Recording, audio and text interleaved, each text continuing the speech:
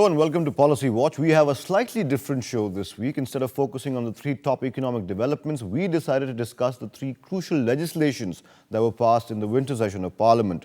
These are economic reforms and will have an impact on India's economy. Exactly how much of an impact, that remains to be seen. Even though FDI and multi-brand retail was not really a legislation, we've decided to discuss that as well, as it was one of the most important decisions of the year. We will also discuss the Banking Regulations Act that was amended and passed, as well as the Prevention of Money Laundering Bill that was passed by Parliament. My guest this week is Dr. Pinaki Chakrabarti of the NIPFP. Welcome back to the show, sir. But before Pinaki and I start chatting, here's a quick look at the headlines this week. The winter session of Parliament ends. Crucial legislations like the Banking Regulation Act and the Money Laundering Bill passed. The Congress wrests back Himachal from the BJP. The Saffron Party scores a hat-trick in Gujarat, returns to power there.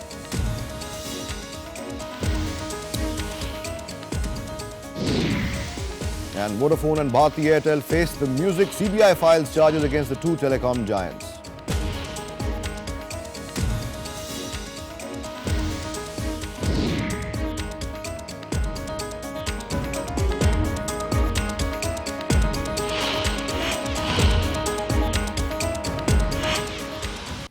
Those were the headlines, and as promised, we start off with the most important economic reform of the year.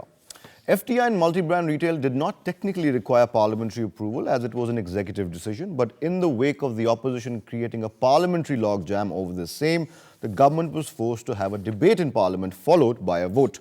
Given the fact that the UPA managers got their numbers in parliament right, the vote was a simple one with the government easily cruising through in both houses of parliament. The government has left it to the state governments to decide whether they want to implement it or not. Now, Pinaki, would you say, we'll start with FDI first, would you say that the UPA government has successfully managed to shake off that policy paralysis tag, especially after the decision to implement 51% FDI in multi-brand retail, and also the fact that some other important legislations were passed in the winter session? Yes, I think so, that nobody now can really blame this government for policy paralysis. But I think it's not winning the vote in parliament for FDI in retail, but it started a little before that. And that is because I think for a long period of time, government was a bit complacent about the fact that we were doing much better than the rest of the world in terms of growth. But it started showing up in terms of economic indicators that growth is not actually picking up. It has been going down. You have high fiscal deficit, you have high interest rate, you have high inflation. And also the problem got compounded with a high current account deficit. And I think in the middle of this year, so around in the second quarter, actually government really woken up to this situation, and they started taking some proactive measures, be it infrastructure, be it supply of raw materials like coal block, which got into an issue. But I think government was trying to give sufficient signals to the private sector that we are willing to negotiate, and we are willing to have private sectors coming in for better investments. So government was trying for an investment climate to pick up. And I think with this approval of the parliament about the multi-brand retail FDI, I think that part has been completed. A strong signal has gone, yes, India actually is looking for higher investment and higher growth. And do you think that signal has actually gone through? Do you see investor confidence returning, especially after these couple of decisions that were just taken? Well, I would rather say that it's mixed, because if we look at the macro fundamentals, interest rate, inflation, current account deficit and fiscal deficit, they are all very high. And credit rating agencies also have downgraded India in the past. Of course, we haven't heard anything new after that. But I still think that there is a problem of investors' confidence there. But if we look at the policy direction towards private investment, I think that is pretty strong in terms of legislation, in terms of what the government intends to do. Right. So that way, the situation which was there probably a quarter back is not there now. Also, many experts believe, many economists like you also believe that the real danger was never really policy paralysis, but it's the policy flip-flops that the government keeps doing. Now that they've sent a strong signal out, how important is it for the government to stay the course on economic reform? Yeah, I never accepted this strong term called policy paralysis. I think there was a lot of policy confusion that was happening, which has substantially come down now. And that is something which actually one has to take in a positive spirit and see what happens in the next, say, 2 or 3 quarters. So next fiscal year, if we see that growth is turning out to be better, I think the investors' confidence will further grow up. And another thing that I want to mention, if you look at the IIP numbers, the In latest October, one, in October, yeah. it definitely shows some improvement. Of course, the argument is that it was on a very small base, but still, the base was continuously receding. Despite that, it was coming negative. Right. But now you see there is some turnaround. Absolutely. Also, I wanted to ask you, this is slightly digressing from the FDI issue, but the government seems to be suggesting to us that the worst is over for the Indian economy, the slowdown has bottomed out, and we will see a higher growth in the second half of the fiscal year. Do you agree with that analysis? Yes and no. Why yes, I'll tell. The first thing is the FDI in retail. Then government is making a commitment that they are not going to increase the fiscal deficit. RBI has given a signal that in January we would like to reduce the interest rate if the situation remains like that. And if you look at the inflation actually at a new normal level, but it is not going up. So it's more or less stabilized. Retail inflation is going up, but WPI... But WPI, yeah. So if we go by WPI, I think we don't have that much of a problem which was there maybe a year back. So that way, I think there is some fundamental signals which are strong. But at the same time, lot would depend what happens to the global demand.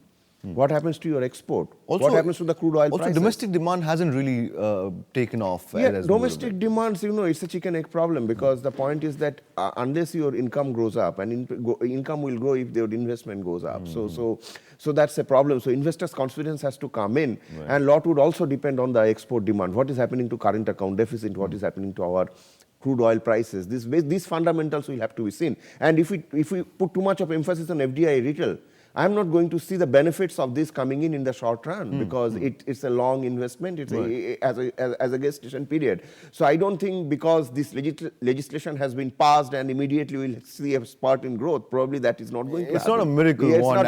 It's not a miracle wand. Also, because you mentioned that it's not going to have effects overnight, I want to ask you, in the medium to long term, forget the short term, we all understand that the benefits of FDI and multi-brand retail won't be visible overnight. But what can one really expect from this decision now? How will it benefit? How much should we expect from FDI and retail, given the fact that there are riders that the government has put in about back-end investment, about 50, whatever the figure is, as well as cold storage technology coming in. In the medium to long term, how much should one really expect this to help? In the medium term, what one would like to see is that bit of formalization of the retail market, and that more formalization. Already we have formal retailers, big retailers coming into the retail market, so that has formalized the market to a certain extent. So this formalization also would have a fiscal impact, because if you have a formal sector, your tax revenue goes up. Right. So that is the first part that is going to happen in the medium term. You will see that your revenues are going up. Second issue is that you have to see the excessive dependence on retailers coming in and investing in back-end infrastructure is probably too much to expect, except for those fine prints. Probably they will do somewhere. But I think we have to see this investment in the context of declining public investment in agriculture and agricultural infrastructure. Right.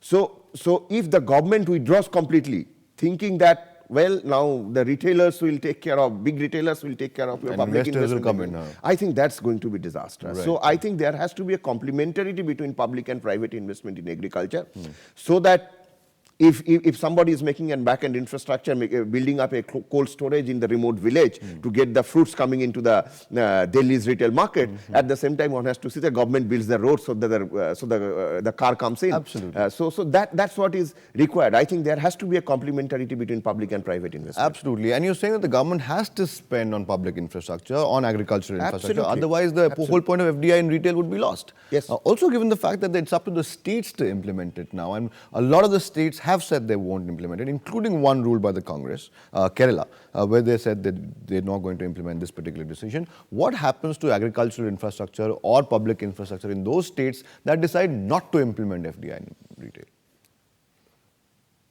See, it's not that public investment does not take place if there is no FDI in retail. So public investment does take place irrespective of what is the level of private investment in agriculture. Now we are expecting that big corporates, retail giants will come and private investment in agricultural infrastructure.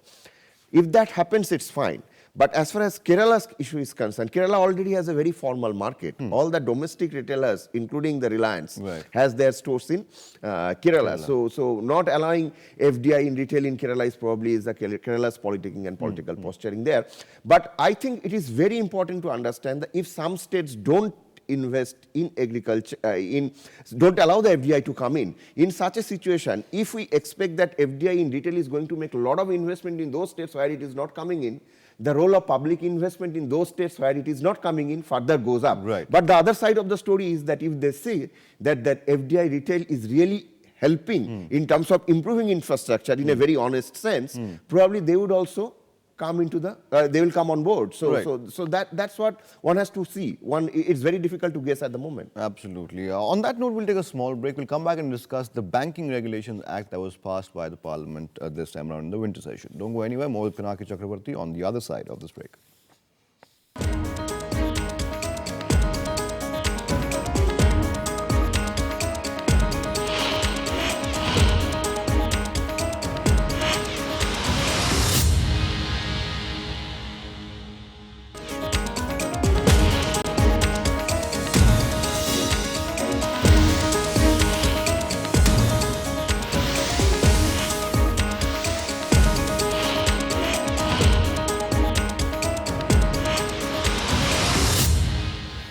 Welcome back to Policy Watch. Now, the lower house of Parliament also cleared the Banking Laws Amendment Bill 2011 after Finance Minister P. Chidambaram agreed to drop the contentious proposals on allowing banks to indulge in futures trading. He also clarified that status quo would be maintained on the existing jurisdictions of the Reserve Bank of India and the Competition Commission of India over the banking sector. Changes to the bill will pave the way for the RBI to issue new banking licenses. The RBI has been insisting for a very long time that before applications are invited for bank licenses, the amended law should be in place, giving it powers to supersede boards of the banks in the event of any irregularities. As the bill has provisions for increasing of voting rights of investors in private banks to 26% from 10% at present, it is expected to bring more foreign investment in the banking sector. Dr. Chakravarti, the Banking Regulations Act, very interesting one. The banking sector will be deeply affected by it. The fact remains that the issue of voting rights is a tricky one. Banking employees are already on strike. What is your analysis of the situation? How badly was this particular amendment needed at this juncture? India is a country where the financial intermediation is still at a very low level. And I think we need large bank for a big economy like India. So in such a situation, if we are really looking for banking penetration in this country, you really cannot do it through the public sector. Especially in the rural sector. Both rural and urban. If we talk about large banks in the world, India doesn't come in the top 20 banks. I mean, China has too. So in such a situation, I think if we really are interested in deep penetration of the financial sector into the whole of the economy, both rural and urban, it's very important that we look for new sources of sector investment through the banking. So it's very important in that context that we have this deregulation of the banking sector further and allowing the private players to come in for better investment in the banking sector to make new banks. Right. Also, the RBI was plumping for this amendment because they said they want this to be in place before they start doling out banking licenses. On the issue of banking licenses, like you mentioned before, India needs bigger banks, India needs more banks. How important was the clause about dropping the clause about banks going into futures trading? Do you think that was a reasonable demand by the opposition? Yeah, I think Parliamentary Standing Committee on Finance also has said that it shouldn't be. They recommended that it shouldn't be there.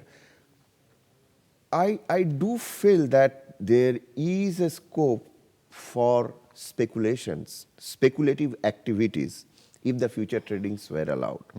So in that context, it is good. Now, even if we look at the total financial sector reform in this country in the last 20 years and the banking sector performance, in a lot of the cases you have seen that banking sectors are going for safer investment.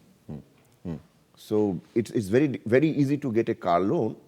It's very easy to get a housing loan for a salaried employees, but it's very difficult to start a new project, get credit for new investment. Absolutely. So that's what the banking sector has transformed to a different kind of a business. Right. Other thing that they have done, I think it is very important, nobody is talking about it, is the question of debt market.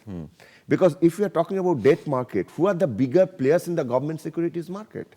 It is the banks. So banks collecting deposit from the people, and that is their saving, which is not channelized in the economy through the private sector investment, but it is going to finance the government's fiscal deficit. Right. So these private bank fellows will also, if they come in with the new regulations, they have to do this to finance the fiscal deficit. Absolutely. So that is the safest form of investment that the banks can make. So that is also one of the reasons why banks have a steady state of earning despite having the global financial crisis and banks going bust elsewhere. Right.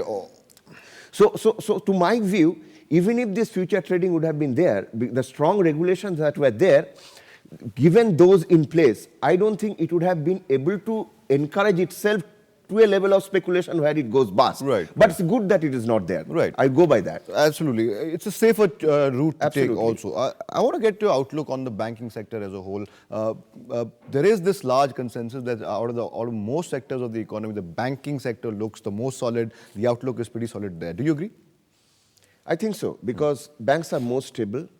They don't have speculative incomes. They have income, as I said, the composition of their earning, a lot of it comes from the government securities interest. Right. So, which is the zero risk earning for the banks. Right. So that the flip side of it is that you don't want to give credit. The- When there's a market determined rate of interest working both for credit as well as for investment, Right. you'd always like to invest. So one has to also ensure that banks go and give credit to the private sector, Right. which actually enhances your growth. There's one slight concern in the banking sector, the rise of NPAs we've seen. The NPAs have been rising. Why do you think that is? And what can the banks really do to manage their NPAs? No, banks will have to take risk. I think NPA issue is overplayed because NPAs have been coming down. If we took the longer term view, that NPAs, there has been a strict norms for NPAs. And at the same time, when you put the NPA issues at the with a very high priority, in such a situation, what happens is that banks are not willing to give credits. So banks are looking for safer credit, where they'll give you a car loan, but they will not give you an investment for making a fresh investment. So in such a situation, it is very important to understand that there has to be a strict regulation with regard to NPA, but at the same time, it should not discourage channelization of credit through the bank. Right. Now that the Banking Amendment, the Regulation Act Amendment Bill has been passed, the RBI was waiting for it. Do you see new banking licenses? Do you see RBI actually moving on that? And could we see perhaps new licenses out in the next year? It looks likely, doesn't it? Yeah, I think so, because one of the ideas is to increase competition. One of the ideas is to increase financial penetration. So if that has to happen, RBI has to give new licenses. Another point that I want to say, it's not only private corporate sectors, those who will come and make banking. It is also non-banking financial companies and other government financial institutions like LIC can come and open They a can bank. open a bank, yeah. So that way, this competition is going to help and increase financial intermediation. The other issue that we have been talking about, as you see in media as well as in newspapers, is the question of penetration in the rural areas. Right. I don't think with these banking regulations, the rural sector will really get a big boost. But if we really want to give a big boost, you have to encourage both the public and the private sector banks to go to the rural areas. Right. And it is the public sector bank which actually bears the burden. So they make losses in the branches which are there in rural areas, but at the same time, there is a cross subsidy that goes on in various forms. Same is the case with the regional rural bank. So you have to also encourage, make enabling condition so that the private sector banks actually go and do business in rural areas. Right, absolutely. Another pertinent point there, Dr. Chakravarti. We'll take a small break. We'll come back and we'll discuss the money laundering bill that was passed by Parliament. Don't go anywhere. Policy Watch has lots more to offer on the other side of this break.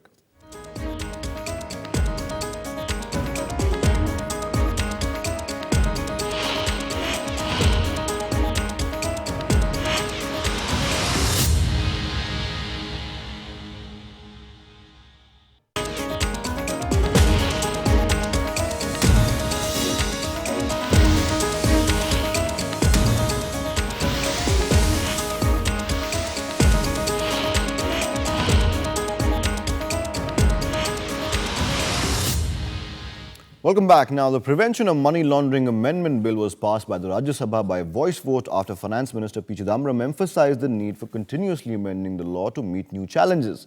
The bill passed by the Lok Sabha last month seeks to remove existing limit of Rs 5 lakh as fine under the Act. And now government now says the bill will help in checking money laundering and especially funding for terrorist operations. The bill seeks to enlarge definition of offences of money laundering to include activities like concealment, acquisition, possession and the use of proceeds of crime as criminal activities.